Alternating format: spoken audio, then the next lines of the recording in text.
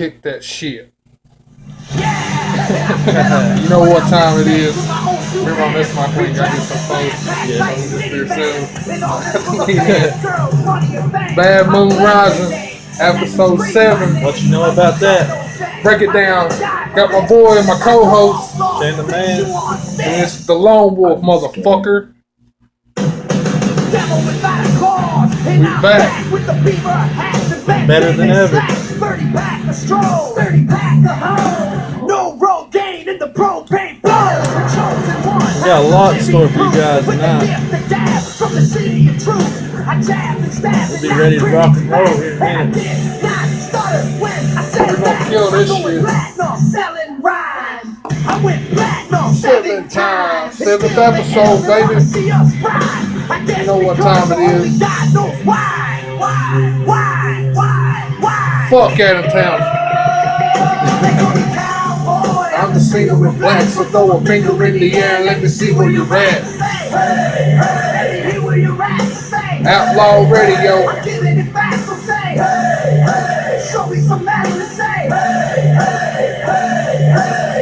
Tonight it's just gonna be me and Shane the Man rocking this shit. Tomorrow we got Roy motherfucking Sanders coming on. Gonna talk about his next show. I'm gonna drop some news on y'all. And we might have a special guest coming on with Roy.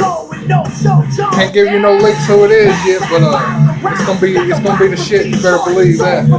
Don't want to miss it. Retracts the Mac and slap back the whack. Never gave away, I don't play with ass. But watch me rock with Liberace flash. Punk rock the class, boy bands are trash. I like Johnny Cash. Grandmaster flash, flash, flash, flash, flash. Say what?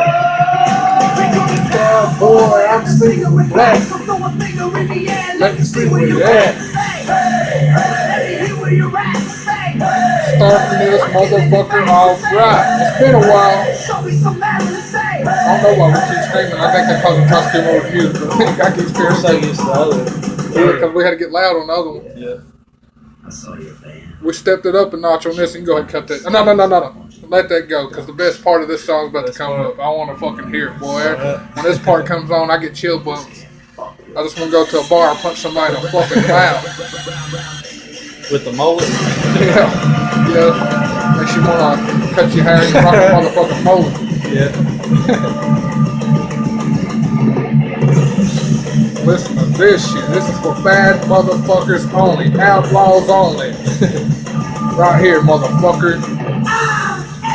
American badass. You can roll the rocker, you can suck my dick. After I rock this place, cut that shit, Shannon. We back in action. We taking over, son. I don't know if that fucking other podcasts around here ain't doing it like we are, baby. The baddest motherfuckers on it, baby. Yeah. Outlaws only. Salute. And bad bitches too. Alright, man, let's jump right into it, man. What you got first on the list you want to talk about today? It's been a while. Well, first what we need to go over is why it's been a while. Shannon had to get surgery, for one. Yep. He had to do his thing. Go ahead and explain what you had to have done and why you had to have surgery. I had to have my right thyroid taken out.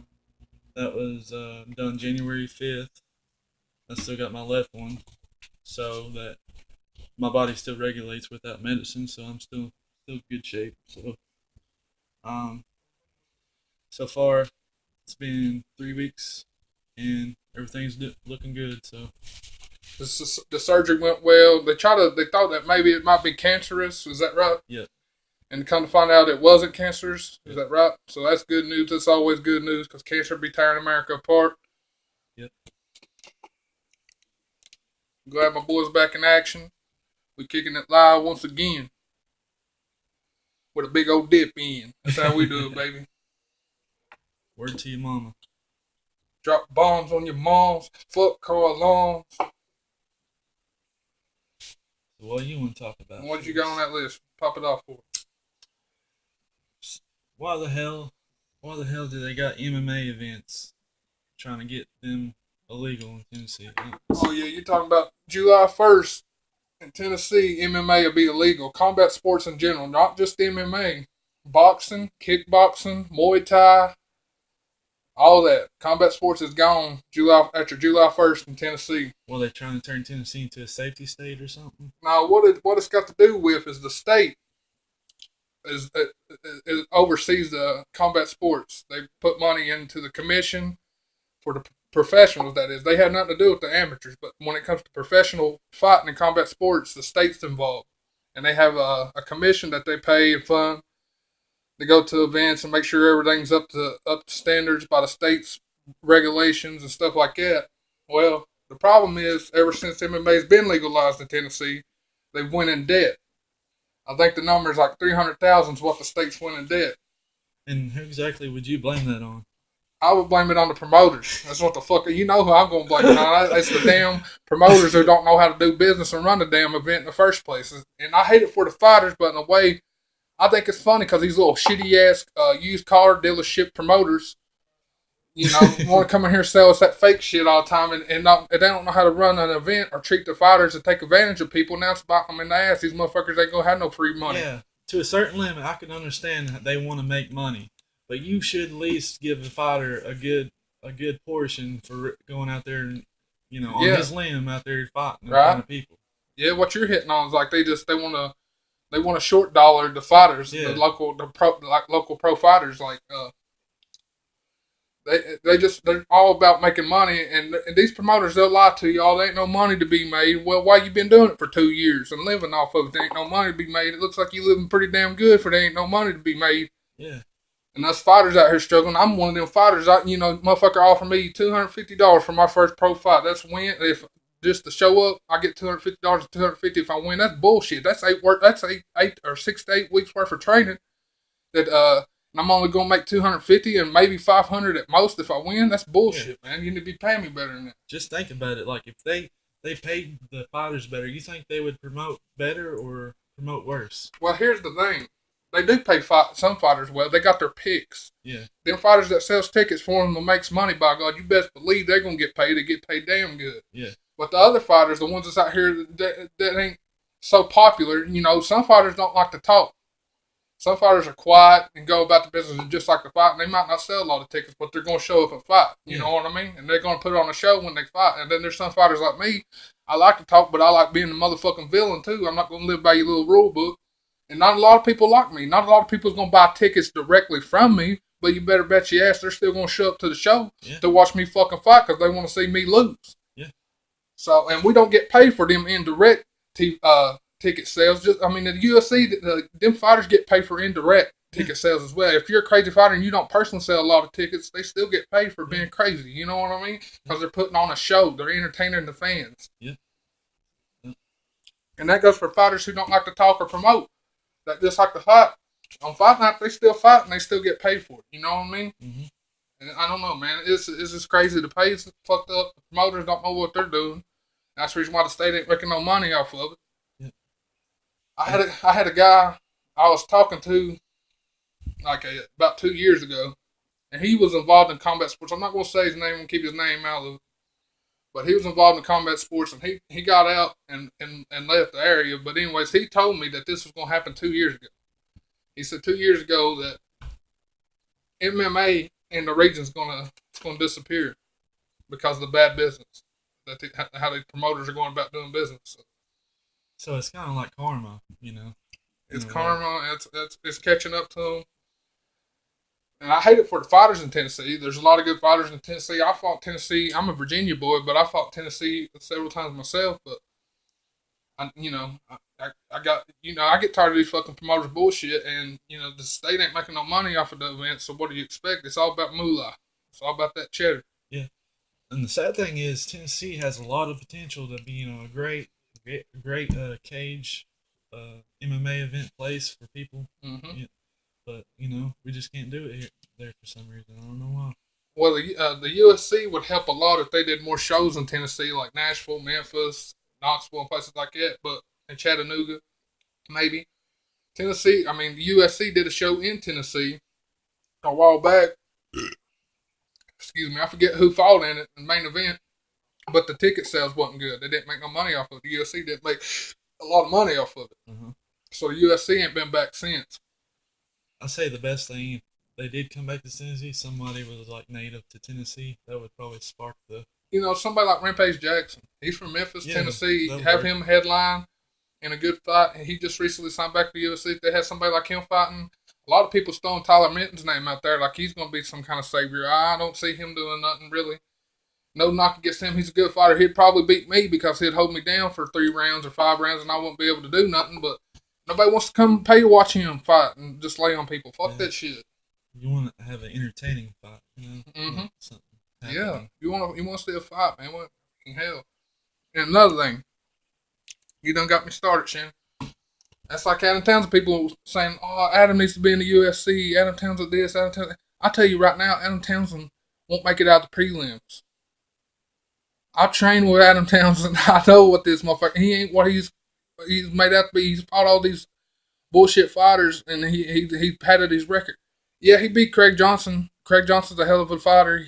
He didn't beat Nate Landwehr, who's going to be like a USC prelim, caliber fighter himself. He got beat by a guy like that. You know what I mean? So I don't.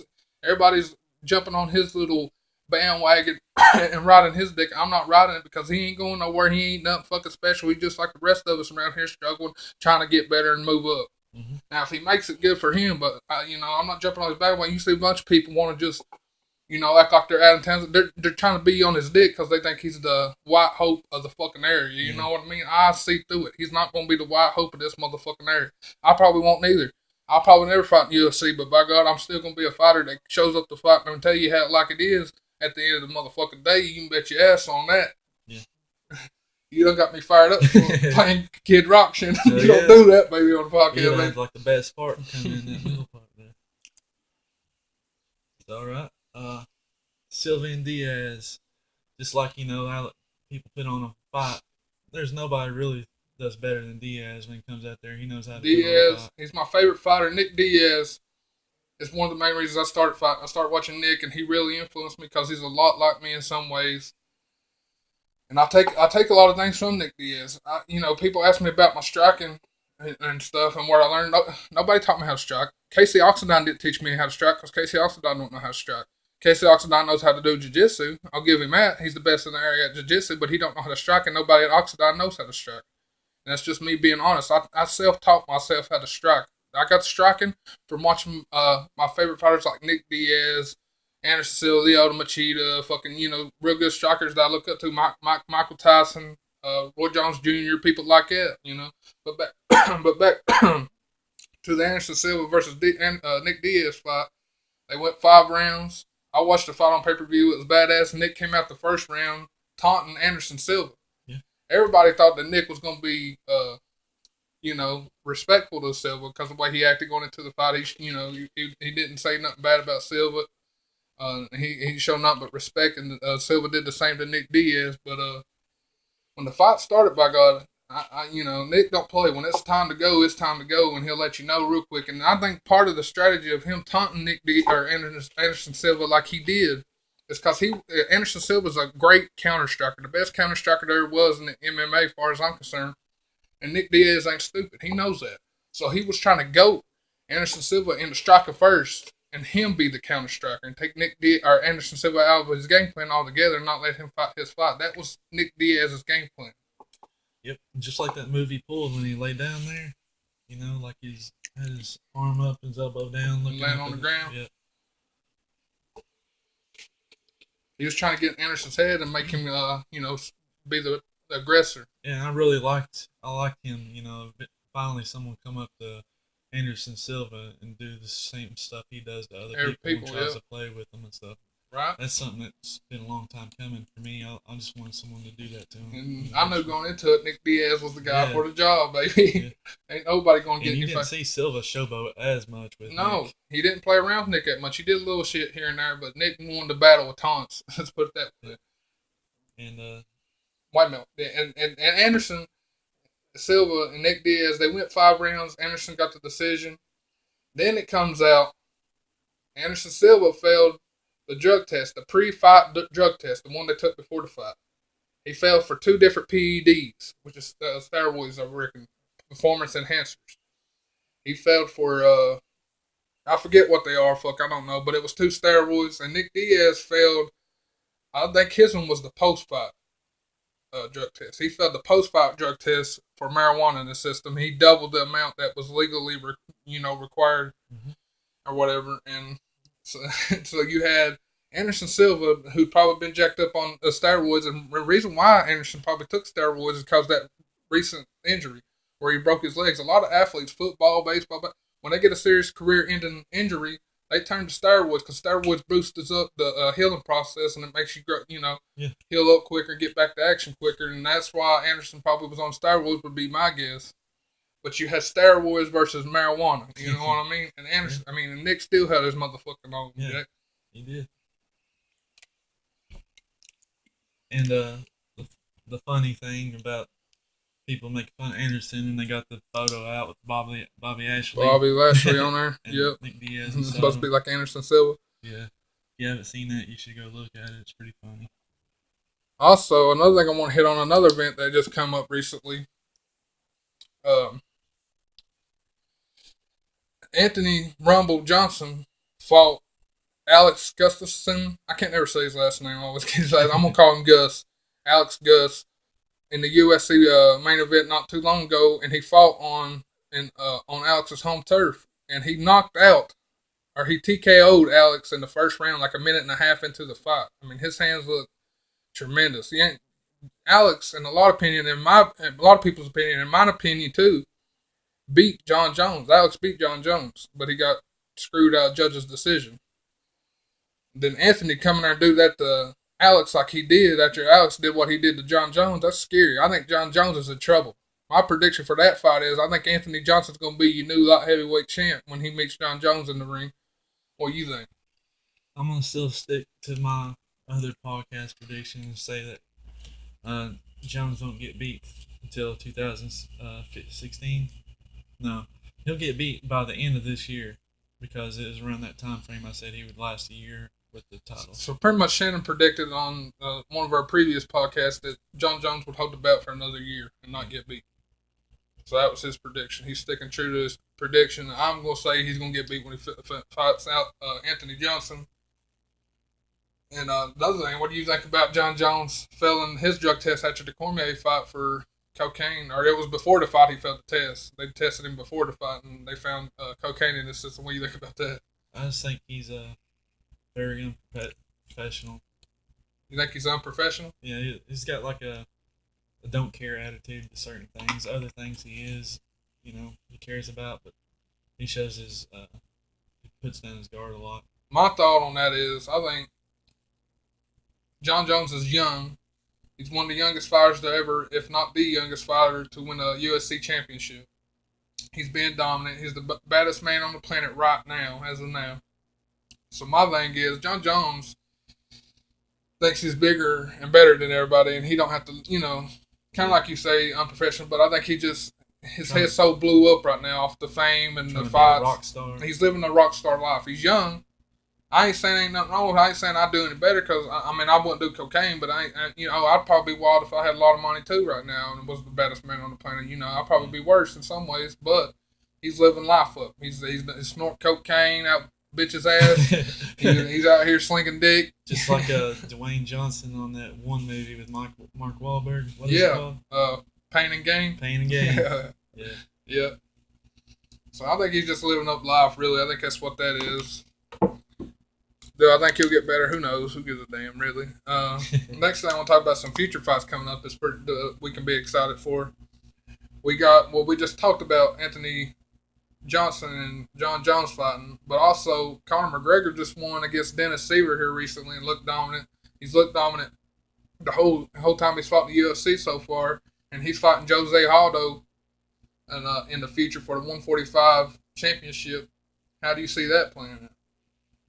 Well, I'm a big McGregor fan because every fight he's been in, he's not shown one weakness in any game plan he's had.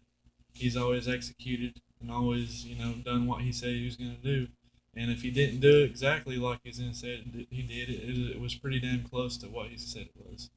And I'm going to stick to him beating Aldo because So far he's been right, and so far he's been proving everybody wrong. He's a great fighter, and people should take notice of that. One thing I'm gonna hit on before I get into what I think about Aldo and McGregor is another thing. Back to Adam Townsend, y'all probably think, why is he always on Adam Townsend? I'll tell you why I'm always on Adam Townsend, because that motherfucker was always on me on his fucking podcast talking shit about me. I heard your little fucking gay ass comment talking about I'd like to titty fuck him. I'm a fucking dude. I bet you would like to titty fuck me, you fucking queer. I bet there's a lot more other guys out there you like to titty fuck too, you faggot ass motherfucker. But anyways. It's that Kid Rock music. Yeah. Anyways, this motherfucker had the balls to say, he said Jeremiah Harper's delusional on one of his podcasts. And right after he said, I'm delusional, he turns around and says, I think I can beat Conor McGregor. But I'm fucking delusional. This motherfucker thinks he can beat Conor McGregor, but Jeremiah Harper's... No, Adam Townsend, you're fucking delusional. Conor McGregor would hand you your fucking head on a platter, you punk-ass bitch. If you can't beat Nate Landwehr, you're not beating fucking Conor McGregor. You got that, motherfucker, so get that out of your mind, you delusional son of a bitch. Alright, now back to Jose Aldo versus Conor McGregor. My thoughts on that is ever since I heard of Conor McGregor, before he even fought in the UFC, I've been on that bandwagon. I jumped on it way before everybody else did. A lot of people did. And Conor McGregor, the one thing I love about him is his attitude, his confidence. Yeah. I love his motherfucking confidence, man. That's the type of shit I look up to in a fighter when it comes like Nick Diaz, Conor McGregor, Mike Tyson, Muhammad Ali, all them guys. I love their motherfucking. I'm a confident fighter too. Even if I get my ass kicked, I'm still gonna be confident in myself. You know what I mean? And I love that about Conor McGregor. He knows how to talk on the microphone. He knows how to get people talking about him. He's, like he says, he's a fucking warrior slinging his sword. And I fucking agree with him that we're the modern day motherfucking gladiators out here in that motherfucking Coliseum throwing down. So I agree with Conor McGregor's, his mentality. I love it. That's one thing I admire about him as a fighter. I like Jose Aldo too, man. Jose Aldo is a beast, dude. Yeah, he is. You can't look past him. A lot of people say John Jones is the number one pound for pound fighter, but my book, Jose is until he gets beat. Jose has defended that belt for a long time. As long as they've been that weight class in the UFC, he's been the champion in that weight class that I remember correctly. And he's got some vicious kicks, man. He kicks you, you're gonna feel it. And he's got explosive power too, to where he can knock you up, man. So it's gonna be an interesting fight. It's gonna be a good fight. But I got Conor McGregor too. I'm rolling with Conor McGregor in that one to take the belt from Jose Aldo. And Jose will be back. They'll be them two will meet a few times. Yeah. Of course, mine's kicking ass and look good doing it, and McGregor says that. So. Right. Rival alert. Sam Burns got take it back. Sam Burns got KO'd, knocked the fuck out by Isaac Fine 8 seconds into his fight. That just happened like a week or two ago, so fuck you, Sam Burns. Rival alert. What else you got to talk about over there, Shannon? Let's see. Guess Virginia Tech and that Dwayne Johnson. Was that his name? Lawson. I said Lawson. Talking about The Rock. Yeah. I wish we had The Rock. Yeah, The Rock is the quarterback. Yeah, the day was National College Football Signing Day, and Virginia Tech got Dwayne Lawson, a 4-star quarterback out of Florida, commit to Virginia Tech over Miami and a few other colleges that are good. I forget them all. He's going to be a beast. That's what we need. We need a badass quarterback like Tyrod Taylor, Michael Vick, Marcus Vick, Brian Randall. We need another QB like those to come in. We need to get rid of that QB that we got. See, I thought we was getting rid of that son of a bitch. I thought last season when he was a redshirt senior or fifth-time senior, whatever the fuck you call it, we kind of found out he was a junior last year, so he's going to be back next year. And Shannon's talking about, we're talking about that quarterback from Virginia Tech last year at number 12. I forget his name. But hopefully that son of a bitch loses his starting job to Dwayne Lawson. And there's another quarterback that they talk about that is giving me his hands full too. It's a white boy. I forget what his name is, but he could possibly steal his job. I hope somebody else does because I don't have faith in Michael Brewer at all. That's his name, Michael Brewer. Yeah, he's definitely not a quarterback. I think he's the reason for a lot of our losses last season. And the news about ETSU getting that running back that they got. What is he, one of the best in the nation? One of the top ranked running backs, I guess, coming out of high school. ETSU landed a real good running back. recruiting. So I forget the exacts on him, everything. But he's supposed to be top shit. And then they also scheduled a football game against Tennessee at Tennessee. I think it's in 2018 or something like that. So they're trying to do big things at East Tennessee State University football program, and it's making a comeback because there for a long time it was they got rid of it. And I had one of my old football coaches who played football for him back in college when he was in college. Rick Bagley, he was a linebacker for him, I believe. So it's good to see that they're back in action and going to be doing the thing. Yeah, they fought like hell to get it back too. Yep. Well, we're going to have to end this part. Part 2 coming soon. Stay tuned. Biatch.